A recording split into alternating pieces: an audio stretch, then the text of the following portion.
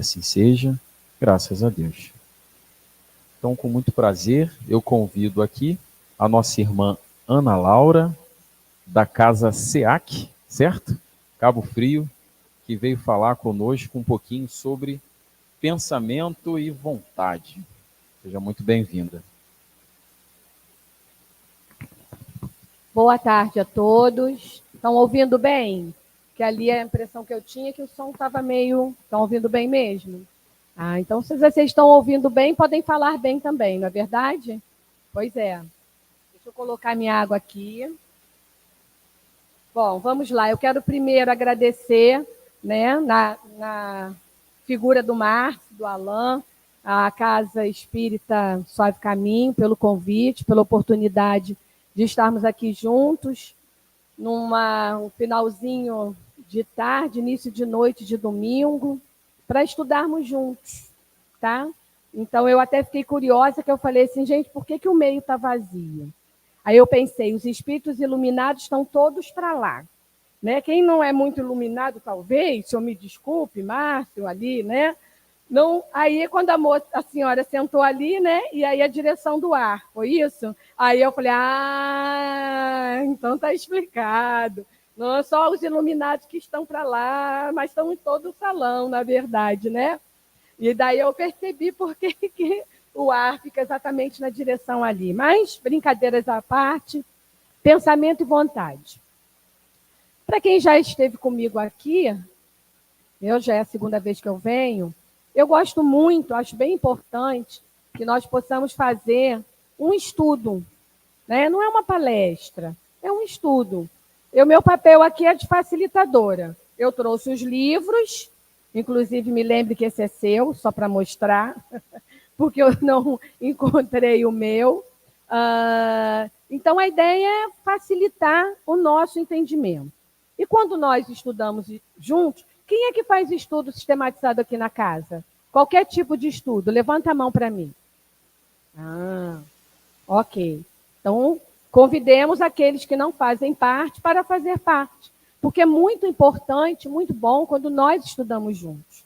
Não é? Quando nós estudamos juntos, trocamos ideias, um traz uma maneira de ver, uma percepção, um sentir. Então, essa é a nossa ideia hoje. Vocês conhecem o livro Pensamento e Vida?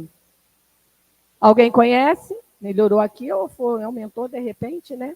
Alguém conhece? Ninguém conhece? Então eu sugiro. Márcio conhece. Qual é o seu nome? Cris, Elis e a Estela também conhecem.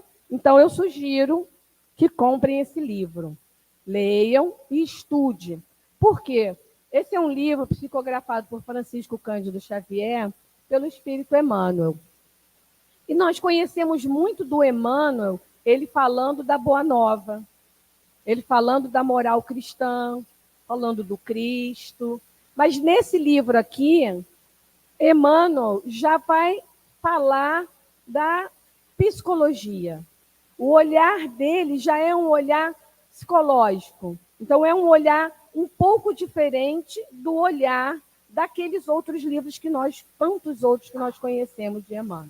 Então, eu sugiro que possamos estudá-lo, ler, até mesmo porque eu já tinha esse livro há bastante tempo. Esse aqui é uma edição mais nova. Eu tinha o mais antigo.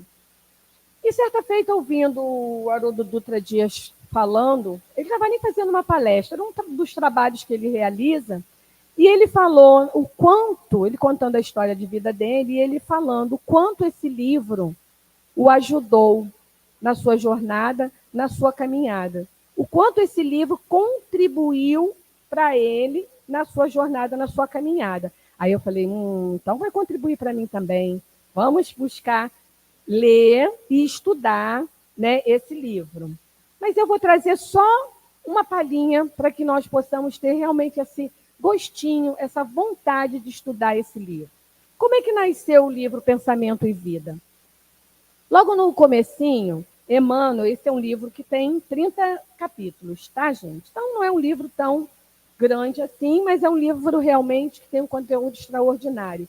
Porque ele vai falar do pensamento e vida. E ele vai falar do pensamento em vários momentos da nossa vida.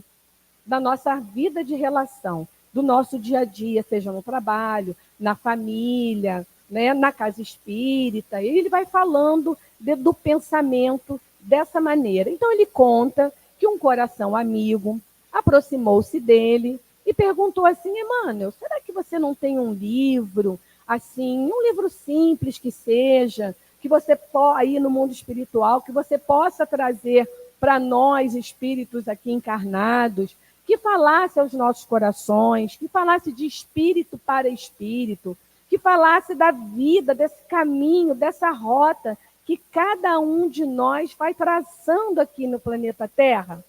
Aí Emmanuel foi, parou, pensou e lembrou de uma cartilha. Olha, quem é do tempo que estudou na cartilha? Nem posso perguntar. Ai, que bom que as pessoas levantam. Falei, ninguém vai querer, né, entregar a idade, né? Nós estudamos na cartilha. E para que servia a cartilha? Para alfabetizar, para aprender a ler e a escrever. Nós somos do tempo da cartilha. Hoje já mudou tudo, né? A cartilha é outra, como se diz, né? Então, ele traz essa cartilha exatamente com esse objetivo, de nos ensinar a ler. A ler o quê, gente? A nós mesmos. Ele traz essa cartilha, esse livro, também com esse objetivo, para que eu possa ler a mim mesma. Parar um pouco de ler o outro, porque ler o outro, muitas vezes eu faço isso com bastante propriedade. Mas eu preciso olhar para o meu íntimo, ler a mim mesmo. Então, ele conta que ele lembrou dessa cartilha. E ele, então, faz uma adaptação dessa cartilha.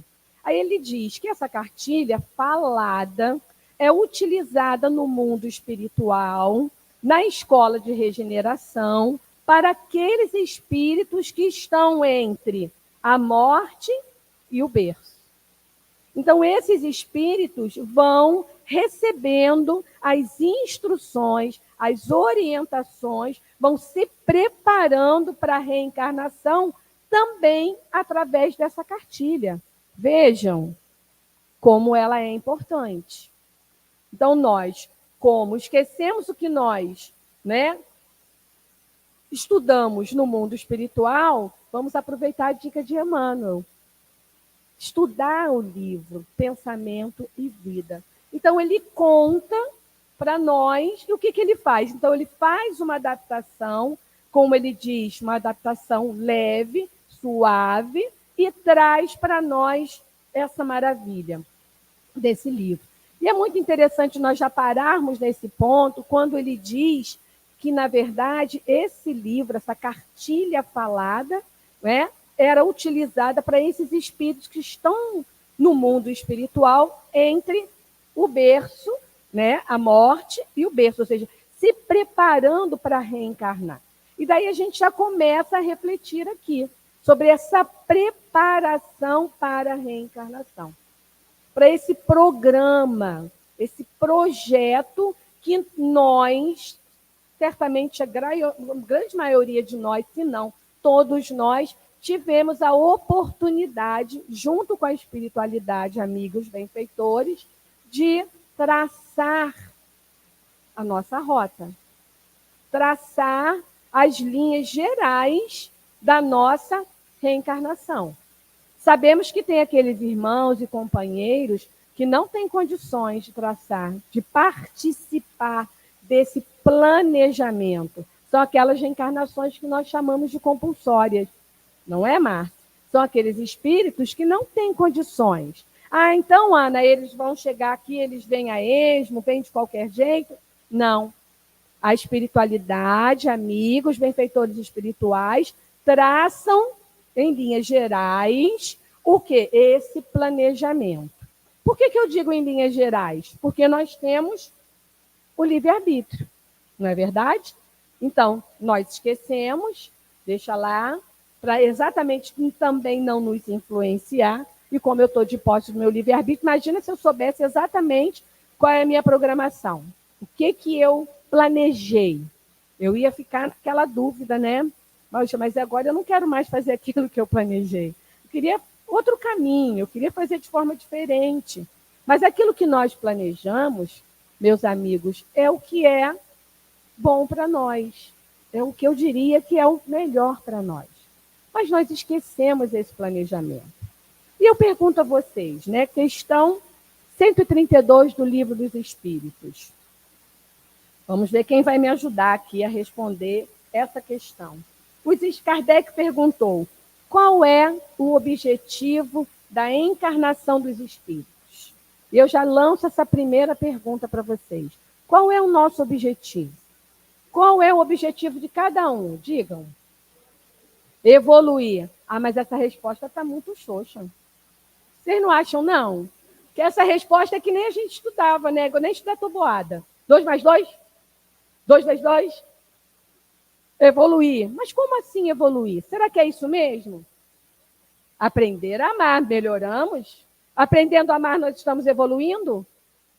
Sim? Então, no sentimento de vocês, qual é o objetivo da encarnação dos espíritos? Qual é o meu objetivo aqui? Meu. Qual é o meu objetivo? Ninguém quer compartilhar?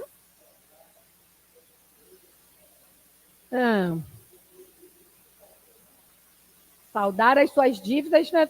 Mas eu não tenho dívida, não. Só você. Será? Ninguém falou isso, que tem dívida. Ih, aí vai ficar difícil. Vai ficar complicado. Né? Então, para ele, como é seu nome? Ricardo. Para o Ricardo, ele veio para saldar algumas dívidas, não é? Que está todas, quem sabe, não é, Ricardo? E ainda evoluir mais um pouquinho. E quando nós saldamos as nossas dívidas, né? Nós vamos evoluindo. Isso é uma demonstração de evolução. Mas o que alguém mais gostaria de dizer? O que veio fazer aqui? Veio aprender a amar. Que vem junto com o nosso amigo. Aprender a amar. Os dois, né? Aprender a amar. Alguém discorda? Então, todo mundo concorda que nós viemos aqui para aprender a amar também?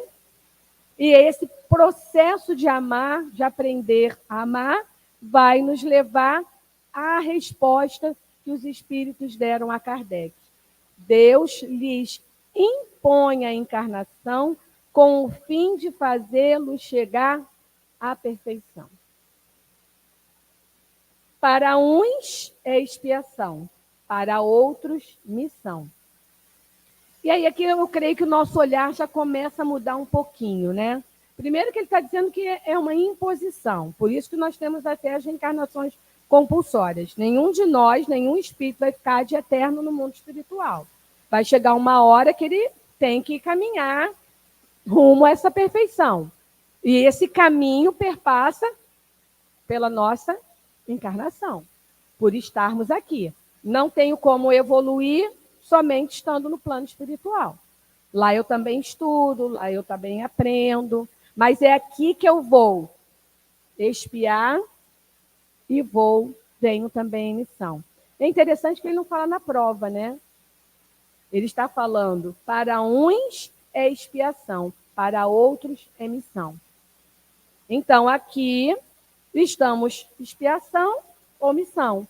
A prova é aquele momento em que eu digo assim, conseguir conquistar a paciência. Aí acho que eu já estou, né, 100% nessa provinha. Aí vamos fazer a prova. Aí eu reencarno no meio, alguém está rindo ali, eu não sei por que falou de paciência, né? Eu já consigo, e daí vem aquela pessoinha, às vezes ali, pá, testa a minha paciência. Aí que horas, qual nota que eu vou tirar nessa prova? Não é? Então, ele está falando que eu estou aqui, nós estamos aqui para expiação ou para missão. Isso precisa mudar um pouco o nosso olhar. Eu não sei vocês. Mas, à medida que nós vamos estudando, nós vamos tendo outro tipo de compreensão. Então, muito nós, quando olhávamos, por exemplo, quando nós olhamos assim, o nosso amiguinho ali sentadinho, é o Mateus. Manuel. Errei, eu perguntei e errei. Eu cismei com o Mateus. Manuel está sentadinho ali, e daí Não bate aquela curiosidade de saber o que o Manuel está fazendo por aqui, hein, Manuel? O que o Manuel está fazendo por aqui? Será que vem expiação? Será que vem missão? Agora ele está comendo biscoito, né, pai? Agora ele veio comer biscoito, não é?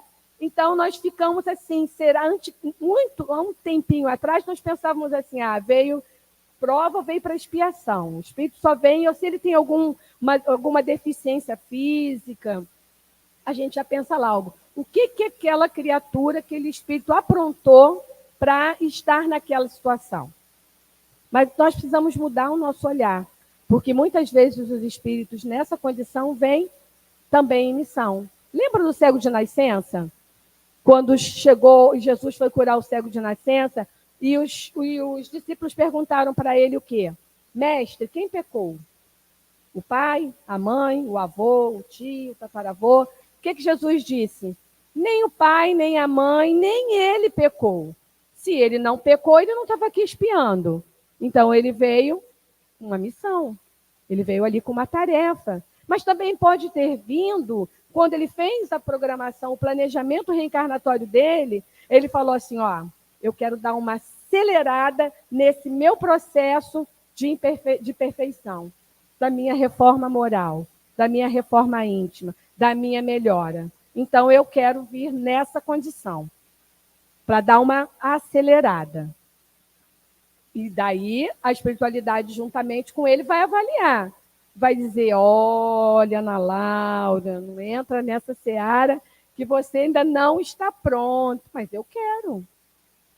Não, Ana Laura, não é bem assim. E então, aquele momento, esse nosso olhar, gente, precisa mudar.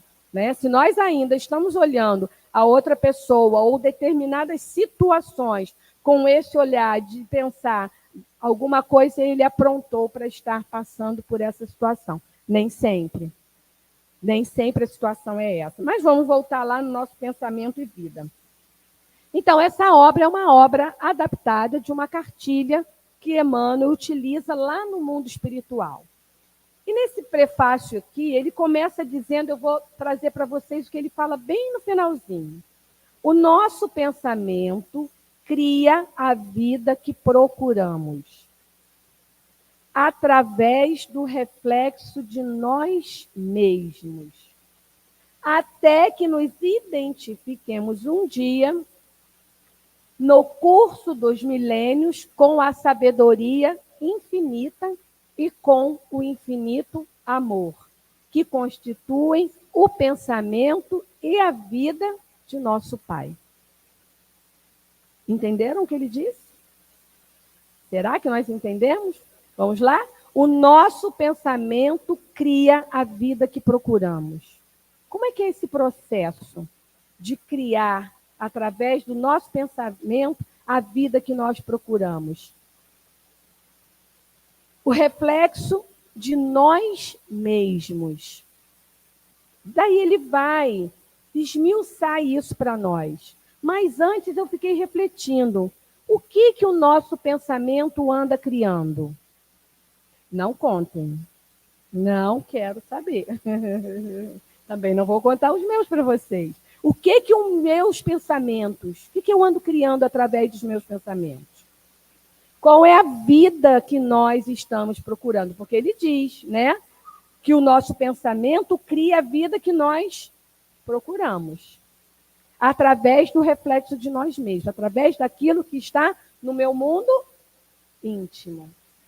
E daí ele começa a dizer para nós, quando no capítulo 1, ele fala sobre o espelho da vida. E ele começa exatamente dizendo que a mente é o espelho da vida em toda parte. Onde fica a mente, gente? Enquanto vocês pensam, me contam, vou beber uma água. Onde fica a mente?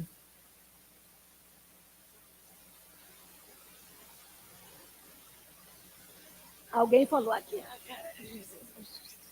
Vocês escutaram? É o espírito? Então, a mente fica no espírito. Percebemos? Então, a mente é o quê? O reflexo da nossa vida. Então, ele começa já falando para nós, dando para nós, na verdade, um novo olhar, uma nova definição. Porque ele diz, a mente é o espelho da vida em toda parte. Não só no mundo material, mas também no mundo espiritual. Será que nós nos damos conta disso? E ele continua dizendo, a interpretá-la como sendo o campo de nossa consciência desperta. Então, o que ele diz? Que os espíritos, né, lá no mundo espiritual, eles refletindo, eles dizem para nós que eles interpretam a mente como sendo o campo de nossa consciência desperta. Na faixa evolutiva de que o conhecimento adquirido nos permite operar.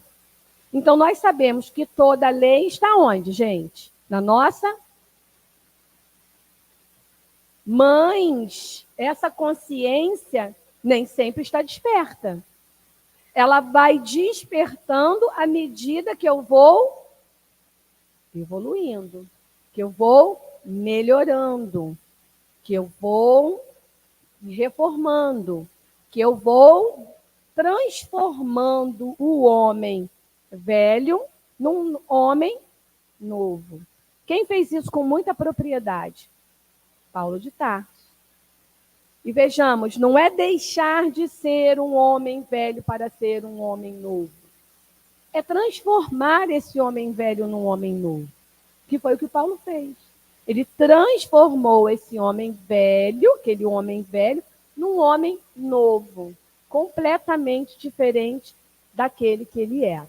Então, ele diz assim, na faixa evolutiva que o conhecimento adquirido nos permite.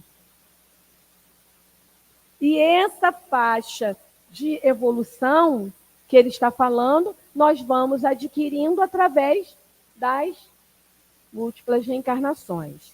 E ele fala, definindo a mente como o espelho da vida, reconhecemos que o coração lhe é a face. E daí muito importante nós refletirmos, porque nós pensamos que o pensamento é o que surge primeiro, não é verdade? Mas o que surge antes do pensamento? Olha, alguém falou ali. Foi você que falou de novo? Não. Mas eu escutei um sussurro. Eu acho que foi encarnado, né? Então, se ele está falando do coração, ele está falando do quê? Onde nascem os nossos pensamentos? Qual é a origem dos nossos pensamentos? Da onde? Da vontade? Acho que está fraco. Do sentimento, do nosso mundo íntimo. A vontade, Alain, a gente vai ver depois. Mas os nossos pensamentos nascem dos nossos sentimentos. Por isso que ele diz que o coração é a face. Será que é isso mesmo? Eu posso estar sentindo coisas boas e pensar coisas ruins? Consigo? Vocês conseguem? Não conseguem. O que vem de pensamento está em consonância com o meu sentimento. Se eu estou pensando coisas boas, é porque eu estou sentindo coisas boas. Ninguém sente coisas boas e tem vontade de se vingar do outro, de matar o outro. Não tem. Então, tenhamos muito cuidado com os sentimentos que vão transitando, que vêm do nosso mundo íntimo. Então, ele fala, o coração lhe é a face, o cérebro é o centro de suas ondulações. Então, nós começamos a perceber que mente e cérebro são duas coisas distintas. O cérebro é o nosso corpo, está no nosso corpo físico. A mente no nosso espírito. Então, essa ligação, esse reflexo da mente vai no corpo físico através do cérebro. E ele diz, gerando a força do pensamento que tudo move, criando e transformando, destruindo e refazendo para acrisolar ou sublimar, ou seja, para nos prender ou para nos libertar. É isso que Emmanuel está nos chamando a atenção. Nós não temos noção, não é verdade, da força que nós temos. E ó que Jesus, 2023 já disse o que para nós? Vós sois deuses. Tudo que eu faço, vocês estão capazes de fazer e muito mais, se o quiserdes. Então, os nossos sentimentos é que vão gerar os nossos pensamentos. Os nossos pensamentos vão gerar as nossas palavras, que vão gerar as nossas atitudes. Então, ele diz, a mente é o espelho da vida em toda parte. Em toda parte eu estou refletindo aquilo que vai dentro do meu mundo íntimo. E daí a gente fica com a pulga atrás da orelha, né? Como é que é isso? Então, quando eu digo que eu falei sem pensar, será que eu falei? Será que eu realmente não... Podia até não ter dito, mas eu não senti aquilo. E ele diz assim, em todos os domínios do universo, vibra, pois, a influência recíproca. E daí Emmanuel começa a nos despertar para essa influência recíproca. Porque o pensamento é transportado pelo fluido cósmico universal. O fluido cósmico universal é matéria. É uma matéria sutil, quintessenciada. Não estou falando grego para quem não faz estudo sistematizado. Vamos fazer, né? Para poder entender essas questões. Então, o pensamento, ele é levado através do fluido cósmico universal. Então, ele está falando que há uma influência recíproca. Há uma reciprocidade quando nós estamos pensando, nós estamos atraindo, não só emanando, mas nós também estamos atraindo outros pensamentos da mesma natureza. E daí ele fala, né? Contudo, assinalamos todos nós os reflexos um dos outros, dentro de uma relativa capacidade de assimilação. Hoje a gente fala muito em meditação, né? Da importância de parar um pouco, de meditar, de buscar equilibrar as energias, os sentimentos, nosso mundo íntimo, dessa vida corrida, esse turbilhão de tarefas e pensamentos que vão surgindo de nós mesmos também. Então ele fala, respiramos no mundo das imagens que projetamos e recebemos. Na questão 457 do Livro dos Espíritos, Kardec faz uma pergunta, ele faz aqui uma sequência de perguntas muito interessante. Porque ele diz assim, podem os espíritos conhecer os nossos mais secretos pensamentos? Podem ou não podem? Podem. Muitas vezes chegam a conhecer o que eu desejaria ocultar. Então, eu posso ocultar para os encarnados, mas para os desencarnados eu não consigo ocultar. E daí ele diz, nem atos, nem pensamentos se lhe podem dissimular. Ele faz outra pergunta. Assim, mais fácil nos seria ocultar de uma pessoa viva qualquer coisa do que a esconder dessa mesma pessoa depois de morta? Então, eu escondo de vocês, enquanto estamos vivos, a gente até consegue ocultar.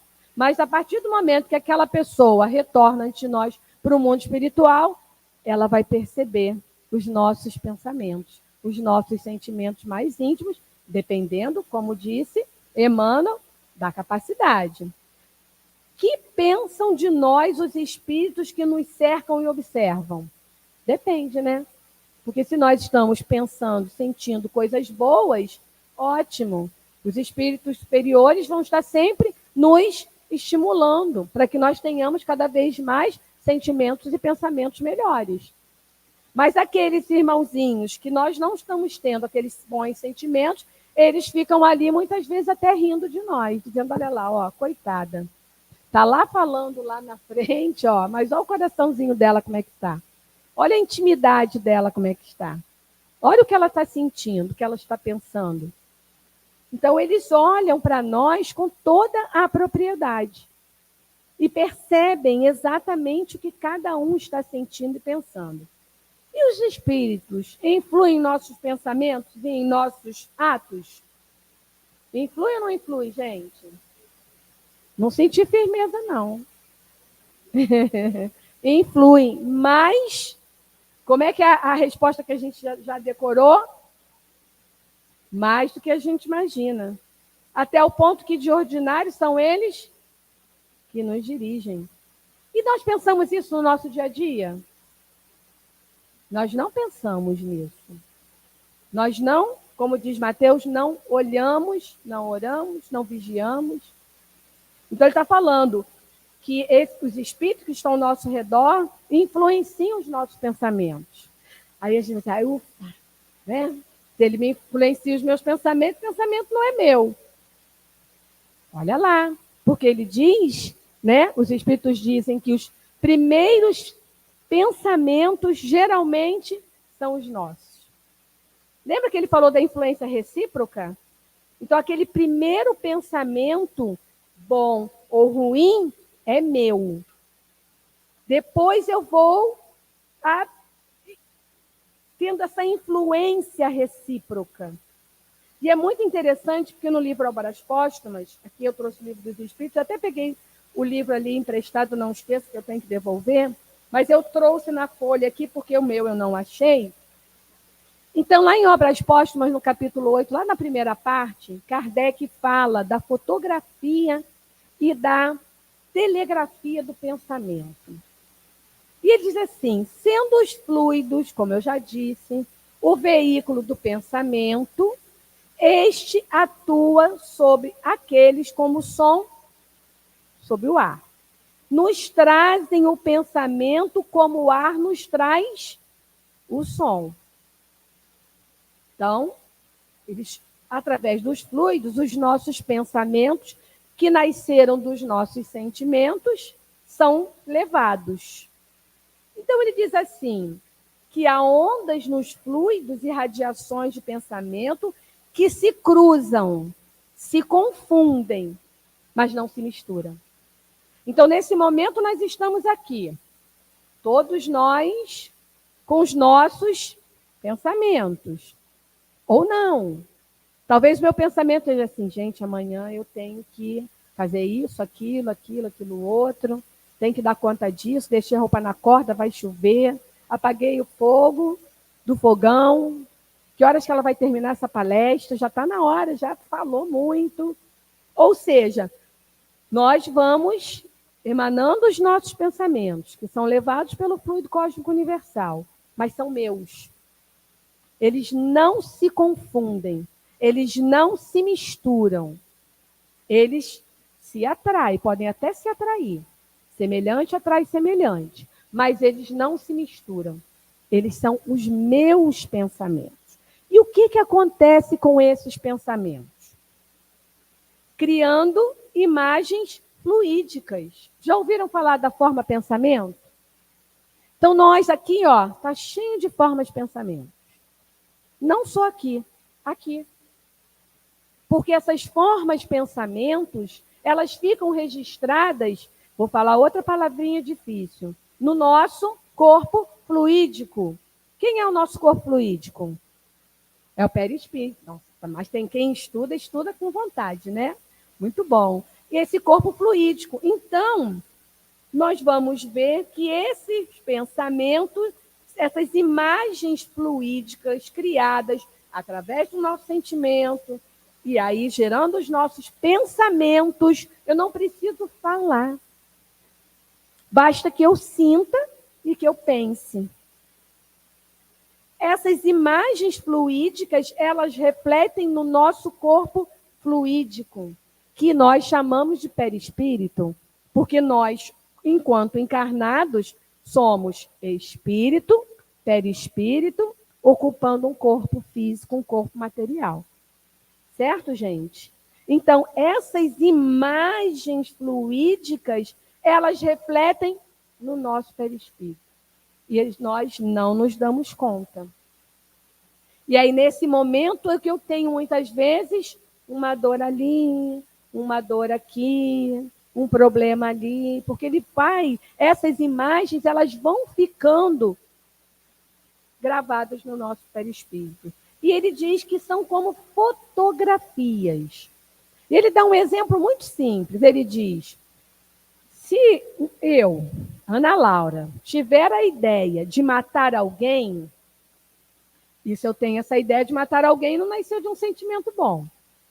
Nasceu de um sentimento que não foi bom e eu não consegui perdoar aquele alguém. Então ele diz, se tiver a ideia de matar alguém, embora o meu corpo físico não cometa, não mate, não o faça, vejam, ele diz que o seu corpo fluídico, que o nosso perispírito é acionado por essa ideia e a reproduz com todos os matizes. E ele diz, o nosso perispírito, vai executar fluidicamente o gesto. Diz mais ainda, o ato que o indivíduo premeditou, o perispírito vai executar fluidicamente. Então, o nosso pensamento vai criar a imagem da vítima, da cena, como que eu vou fazer, quais são os mecanismos que eu vou utilizar. Então, ele diz, e aí nós falamos que há uma influência recíproca. Nós dissemos, né, os espíritos nos disseram que essa influência, que os espíritos que estão ao nosso entorno, que estão sempre conosco, né, eles leem conhecem os nossos sentimentos e os nossos pensamentos. Então, nesse momento, eu estou projetando essa ideia e deixando essa marca no meu corpo fluídico, eu estou também sintonizando com esses espíritos. Se a minha sintonia, eu conseguir ainda, né, ouvir aqueles espíritos do bem que vão dizer, Ana Laura, não faça isso, perdoa, segue outro caminho, não vai por aí. Mas, dependendo da situação, tem aqueles também que dizem assim, que também gostariam de aniquilar a vida daquele companheiro. E então, ele vai dizer para você, isso mesmo, Ana Laura, faz assim, mas aumenta esse requinte de crueldade que está pouco. Ele merece mais do que isso, não é? Vai lá e faz. Isso quando não tem os encarnados. Porque também tem os encarnados que dizem isso mesmo, vai lá. Se vinga. Ele fez, aqui se faz, aqui se paga. Gente, isso é lei de talião, nós estamos em 2023. Mas também vai ter aquele amigo que vai dizer, não, Ana Laura, pensa bem, não faça isso, segue outro caminho. E já está quase na hora da gente acabar. Passou rápido, né? Então eu vou passar para a vontade. Por quê? Porque Emmanuel diz que a nossa mente, que a mente humana é como um escritório. Um escritório dividido em diversas seções. Ele diz. Então, nós temos a seção do desejo. Ele fala de 4 seções para nós. A do desejo, da inteligência, da imaginação e da memória. Não é exatamente o que Emmanuel disse aqui? Né? Eu desejo praticar aquele ato, Eu uso a inteligência, por quê? Porque no desejo estão as nossas aspirações, os nossos propósitos, do bem e do mal. Eu tenho a minha inteligência. A inteligência ela é formada daquilo que eu aprendi nessa e em outras encarnações. Aí a minha imaginação, aquilo que eu desejo, eu começo a imaginar. Como que eu vou fazer? Como que eu vou deixar de fazer? E isso fica registrado na minha memória. Mas aí, Alan, quem comanda esses departamentos todos e mais outros departamentos, outras seções, é a vontade. É a vontade que está no comando. Então, ele está falando exatamente isso, que acima de todos tem a vontade. Que a vontade é a gerência esclarecida, que é esse gabinete, essa vontade. Então, muitas vezes eu tenho desejo, nós confundimos às vezes um pouco desejo com vontade, né?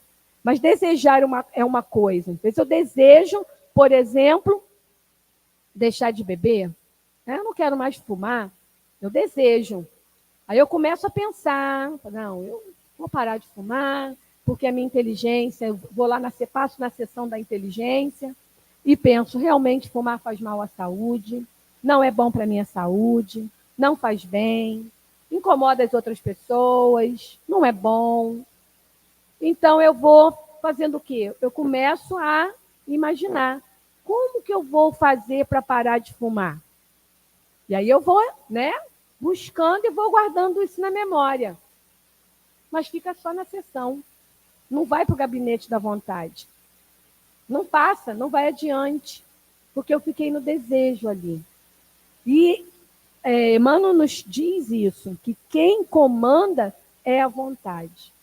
Então ele diz que a divina providência concedeu-nos a razão, exatamente para que nós possamos utilizar a razão, utilizar melhor a nossa vontade.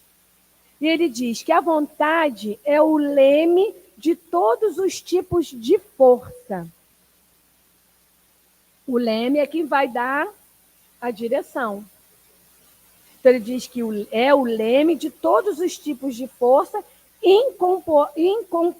incorporados ao nosso conhecimento. Então, é a vontade que é esse gabinete que gerencia essas outras sessões. Então, partindo da vontade, eu cometo ou não esse ato que, em obras póstumas, traz para nós. E eu preciso realmente estar imbuído de uma grande vontade para não sucumbir ali naqueles momentos e situações. Então, a vontade, nos diz Emmanuel, é aquele impacto determinante.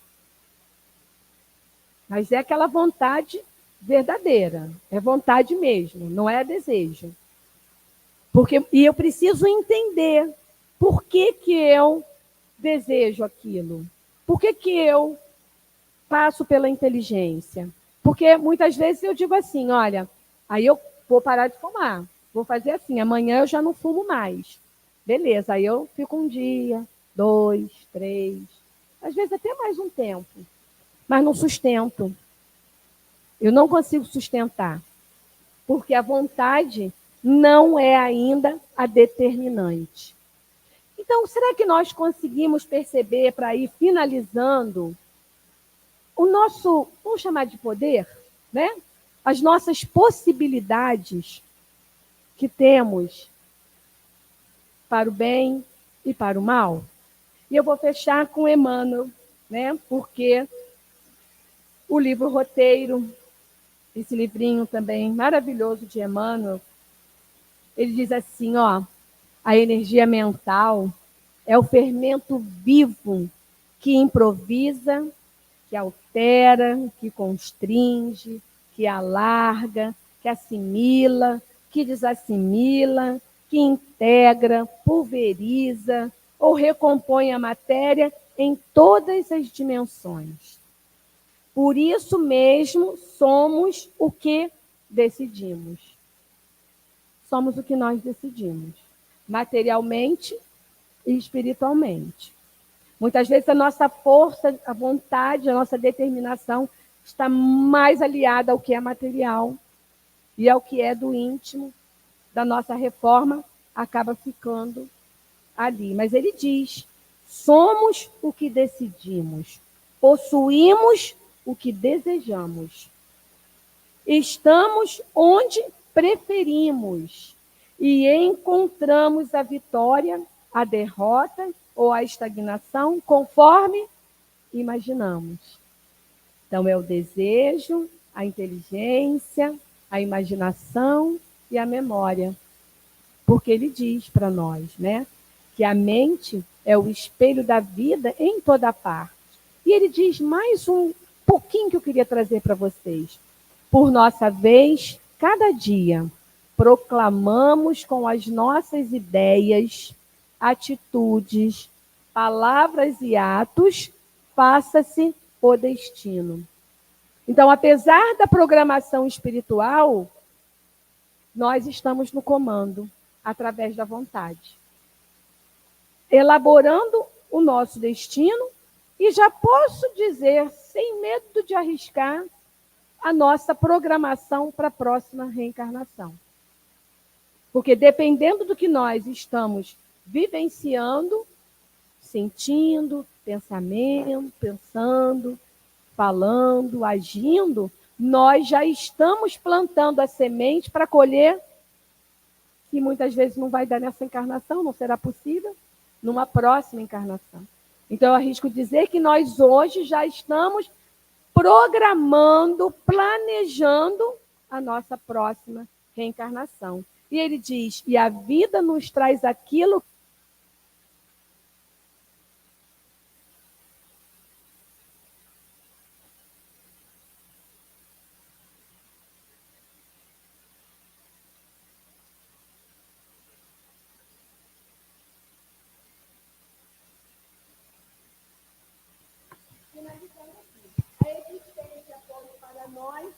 em qualquer parte será invariavelmente segundo o que pensamos, nos diz Emmanuel. E eu espero que hoje nós tenhamos aprendido juntos que o nosso pensamento nasce dos nossos sentimentos. Porque, olha, tenhamos certeza que isso vai fazer muita diferença na nossa vida. Talvez tenha sido disso que Haroldo Dutra, no meu sentir, quando a gente lê esse livro, que a gente estuda, que ele disse que fez diferença na vida dele. Quando ele percebeu que os pensamentos dele, né, e o que ele estava plasmando na vida dele, certamente estavam brotando dos seus sentimentos. Então, que nós possamos, meus amigos, ter sempre bons sentimentos. Tá? Então, muito obrigada a todos pelo momento, pelas reflexões, pelas contribuições. Vocês ficaram quietinhos, mas contribuíram também. Ó, deixa eu contar um segredo para vocês. Não desmerecendo, né? Mas nós precisamos lembrar, se o Márcio me permite, que nós estamos numa casa espírita. Uma casa espírita é o quê, gente? É um hospital também. Então, a minha sugestão, quando nós gostarmos, né, nos identificarmos, a gente pode bater palminha, né? Talvez dessa maneira. Não estou sendo grosseira, me desculpe, mas acho que é uma orientação boa para nós. Porque imagina, num hospital, nós não estamos aqui sozinhos. Tem muitos... para a espiritualidade nem tem parede. São muitos os espíritos que vêm para escutar, mas que vêm para ser tratados. Então, quando nós fazemos a palma, por exemplo, imagina, a gente com dor de cabeça e alguém batendo palma, aquilo vai nos incomodar. Então, vamos preferir, as palminhas espirituais, não é? Para todos nós, olha que delícia. Não é verdade? Porque é isso, aqui é um hospital. Então, nós precisamos lembrar manter o nosso, por isso que tem ali, né? O silêncio. Quando está tocando a música, o silêncio, estarmos concentrados. Porque agora o Alain vai dar os recadinhos do coração, não é isso, Alain? E vamos passar para o passe, não é? E o passe, ele já começou, ó, quando eu pensei em vir aqui. A espiritualidade já sabia. Ela vai lá. Mas o que ela está precisando? O que ele está precisando? Então, a espiritualidade já sabe o que ele está sentindo, né?